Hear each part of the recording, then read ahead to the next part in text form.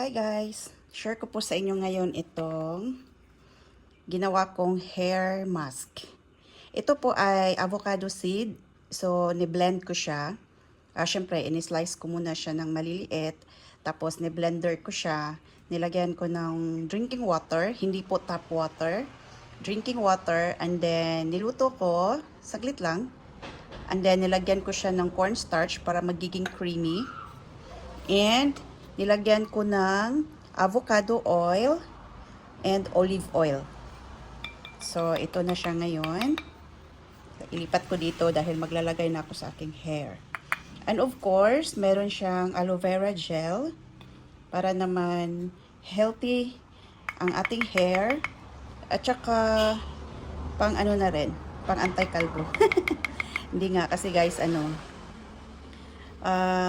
nagninipis na talaga ang aking hair. Though, hindi pa naman ako naka-experience ever since ng makapal na hair.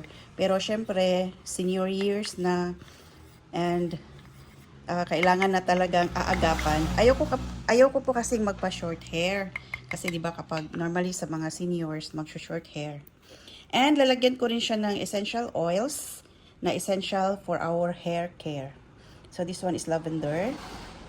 Lagyan ko lang ng 5 drops. At ito naman ang cedar wood. Ito talaga ang guys, best for hair growth. Actually, lavender is also good for our hair.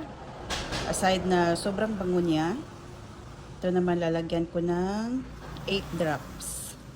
And also, the rosemary, which is also good for our hair. Pwede namang guys, fresh rosemary, ibabad nyo sa oil, sa coconut oil. Tapos, yun na yung parang gawin yung hair care.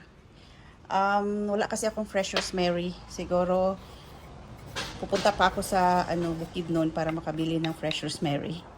Meron akong dried rosemary. Okay din naman siya kapag dried. Hinahalo ko siya sa pagluluto. Hinahalo ko rin siya sa aking shampoo bar. Pero binabad ko siya.